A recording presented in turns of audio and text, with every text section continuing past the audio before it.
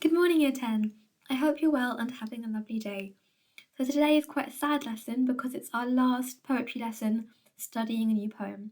The last time you'll get to make annotations, that you'll get to explore a new poem about love. So, just take a moment to mourn the loss of new poems. However, hopefully, this unit will have given you a love for poetry, so you'll be doing your own reading of poetry in your free time, which I'm sure you'll all be doing.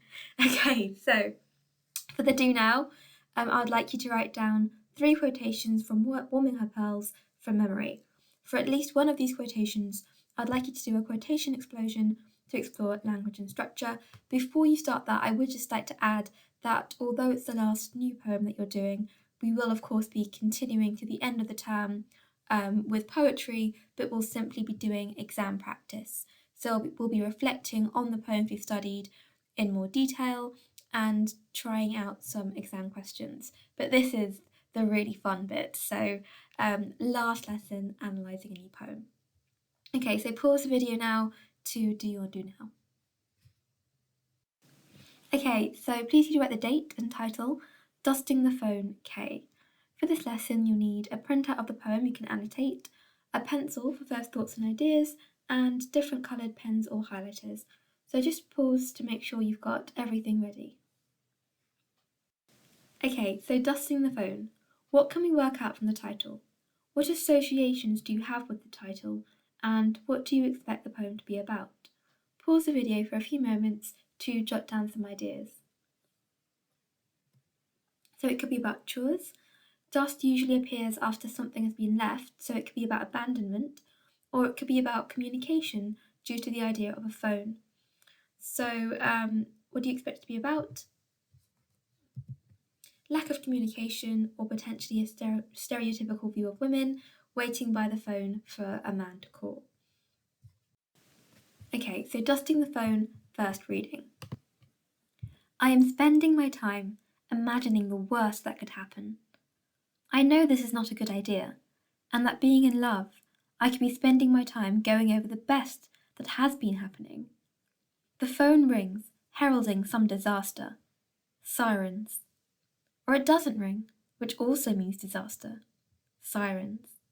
In which case, who would ring me to tell? Nobody knows. The future is a long gloved hand, an empty cup, a marriage, a full house, one night per week in a stranger's white sheets. Forget tomorrow. You say, don't mention love. I try. It doesn't work. I assault the postman for a letter. I look for flowers. I go over and over our times together, reread them. This very second, I am waiting on the phone. Silver service. I polish it. I dress for it. I'll give it extra in return for your call. Infuriatingly, it sends me hoaxes, wrong numbers, or worse, calls from boring people. Your voice disappears into my lonely cotton sheets. I am trapped in it. I can't move. I want you. All the time. This is awful. Only a photo. Come on, damn you. Ring me, or else... What? I don't know what. Okay, so give yourself time to read over this poem a couple of times and get to grips with the content. It's okay not to understand every word or idea, just try and get a feel for it. So consider, what's the mood of the poem, who's speaking, who are they speaking to, and how do they feel?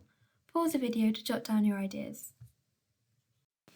Okay, so Dusting the Phone is a poem written from the perspective of a woman who's having an affair with a married man. She is constantly waiting for him to contact her and feels constantly anxious and worried that he doesn't feel the same way.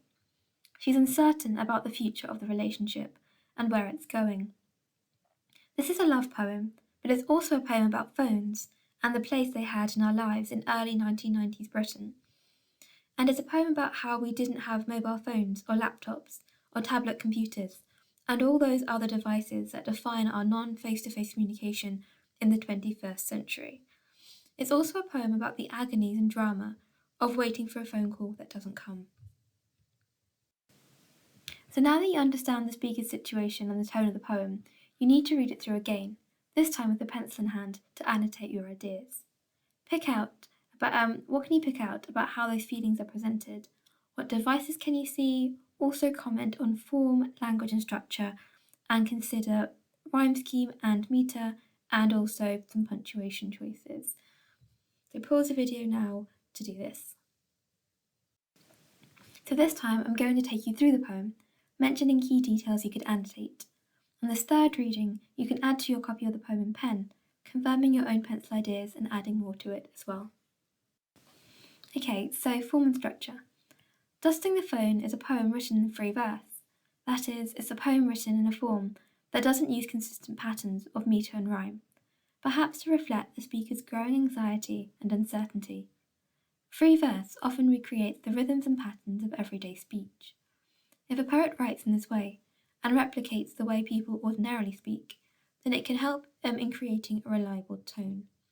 The reader can feel and understand the speaker's anguish, and also it makes them more human. When you write, let's say in an AABB rhyme scheme, you're always very aware it's a poem, but whereas when things like un jambon are used and there's free verse, it seems more like free-flowing speech. So in that sense, it becomes more realistic, more genuine, and more human. So dusting the phone. So the speaker knows that this situation is not a good one to be in, but still longs for it anyway. So this indicates a deep infatuation. So I know this is not a good idea. And so this could link back to the fact that she's having an affair with a married man. So she knows it's not a good idea. Or it could just be being in love. Maybe she's been in love before and she knows it's difficult, it's heartbreaking, it causes chaos in your life, but then she still wants to be in that situation.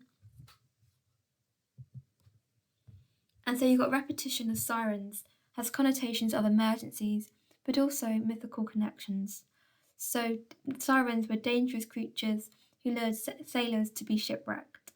They were desirable to them and led to their destruction. So maybe she's the siren for this man who's married, or maybe it's just heralding, foreshadowing disaster in the future, or maybe it's both.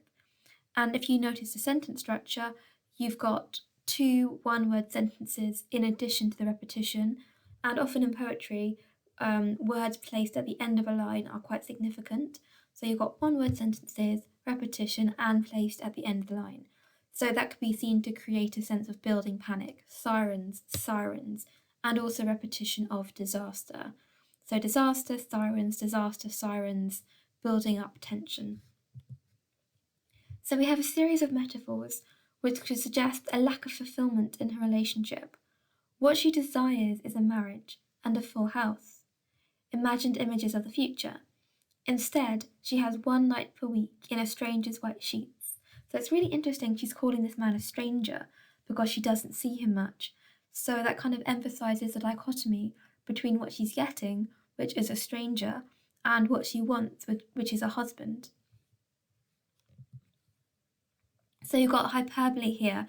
So remember, hyperbole is exaggerated language for effect. So she's saying she assaults the postman, emphasizes the self-mocking tone. She knows that even though she desires and longs for something different, she is stuck in a situation she has no control over. So it emphasizes both her desperation and also reveals self-deprecating humor. So I think we've talked about this before. Self-deprecating humor is when you put yourself down, and actually often shows great strength of character because you're secure enough to poke fun at yourself. So maybe something to remember during your speeches that you're giving. You don't have to use it, but it can be quite effective and show confidence to use self-deprecating humour. So she assaults the postman for the letter. I'm sure you've all been in a situation, or maybe you haven't. Maybe it's an email or a text where you're desperate to receive something, but then it doesn't come. So over-analysing the situation, longing for something different. I look for flowers, I go over and over our times together, reread them.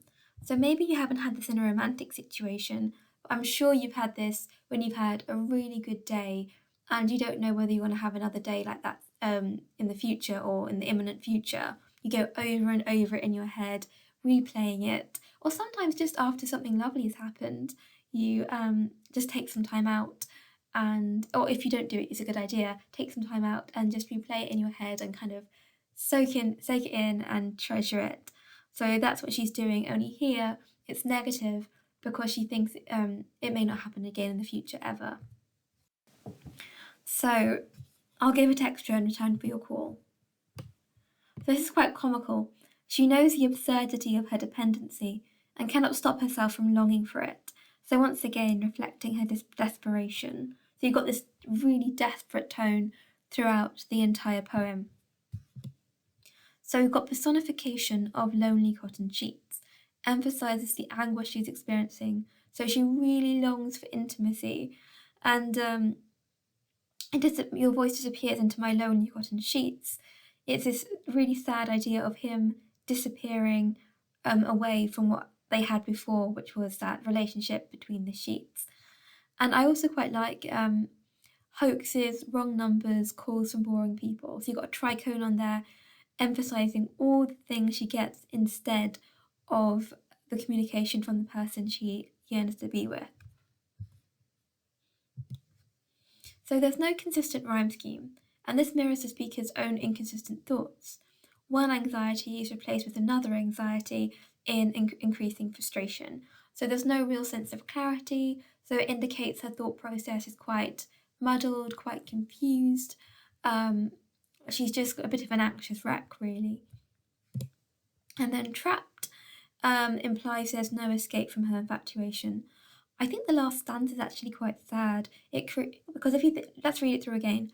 I am trapped in it. I can't move. I want you all the time. This is awful. Only a photo. Come on, damn you, ring me, or else.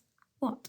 So what you notice there is it's very staccato, isn't it? You've got lots of short sentences kind of building onto that growing sense of anxiety, which has been building throughout the whole poem, but kind of comes to a climax in that final stanza. So lots of monosyllabic words, lots of really short sentences, and this is awful, only a photo. And you got damn you, so you've got that obscenity in the last line, and that kind of emphasizes just how expletive is the word I was looking for. You got that expletive, or you could say obscenity, in the last line, which shows just how desperate she is. Sorry, in the penultimate line, which shows just how desperate she is. And then you've got that final one line stanza, which is really significant. I don't know what. So that kind of indicates, I think, that this whole poem is this build-up of anxiety, but her biggest fear is that she doesn't know what's going to happen. So the reason she's having all these kind of randomly connected thoughts is because she doesn't want to consider the possibility that she doesn't know what happens in the future and she has no control. So I think that really comes across in that final one line stanza. And it also captures the longing she has for answers and communication. Okay, so remember you're also going to be writing your own notes for each poem. You should know this by now, so please make sure your notes include reference to their speaker and their feelings or perspective, at least 3 quotations, literary terminology, notes on language and structure, and consideration of key themes. So pause the video to do that now. Okay, so personal reflection, the really interesting bit. So I'm actually really sad that this is the last personal reflection I get to read. So I have to say, with all the work that gets uploaded, this is the thing I look forward to reading the most, because your personal reflections have really told me a lot about you and how you think and how you view the world, I would say. And so it's been really enjoyable reading them. So thank you very much for all of them. And I'm really looking forward to reading your last one. So give me something good. Okay, so how do you feel towards the speaker of this poem? And what's interesting, it's actually a similar situation in a way to the speaker of Warming Her Pearls. So if we're warming her pearls, you got the speaker yearning to be with another person, the maid yearning to be with the mistress. Similarly, in this poem, Dusting the Phone, you've got the woman yearning to be with the man. However, the difference is, I personally, I felt very sympathetic to the maid who wanted to be with the mistress because of that power imbalance. It was class that was stopping the relationship from happening. And and I felt very empathetic towards her. Whereas in this relationship, I actually felt a bit disgusted towards the speaker because she's having an affair with a married man, and it would have been a completely different situation if she'd been a single woman yearning after a single man. That would have been pretty much the same as warming her pearls, and I would have been sympathetic towards her. Probably not as much so as warming her pearls, because I think a woman yearning for another woman, you had so many barriers. You had class, potentially race, if it was set in a foreign country, and you had gender. So you had all these barriers, and you had this really burning passion. So I felt the greatest pity and sympathy for the speaker of that poem. This poem, not so much. I just felt a bit disgusted towards her. Also, a bit like I felt she was a bit despicable. I don't know, the fact that she's kind of just wasting her life. I do feel a little bit of sympathy for her, but she's wasting her life yearning over the man, and I kind of wanted him not to call her because he is married. I wanted him just to kind of end it. So I kind of despised her a bit for being so desperate, for wanting to break up their marriage, for being selfish, and I just genuinely disliked her for being scatty and not being, a strong, independent woman. And I felt like with warming her pearls, I didn't think she was weak. I thought she was powerful, but she just kind of gave in to her lust. Whereas this woman, I just felt was weak. So those are my feelings. And in terms of is it relatable? No, I don't think so for me, because the woman had an affair, which I think is morally despicable, which I'm sure maybe you agree with. So, please could you answer those 3 questions, and give me your honest thoughts for the last reflection. Okay, so pause the video to do that now. So, you're going to spend the last 5 minutes making sure you know the quotations you've learnt really well. You can do this using any of the methods on the screen. So pause the video for 5 minutes to do that now. Okay, and that is the end of the poetry. So sorry, not the end of the poetry, the end of learning new poems. So after this, like I said, we're going to be doing 3 weeks of exam practice. But in a way, it is still interesting because we're going to be going over the poems in more detail, thinking about connections, developing our thoughts. But please do keep emailing me your thoughts if you have any about the poems, poetry, or anything else. So that's the end of today's lesson. So thank you very much, and I'll speak to you in the next lesson.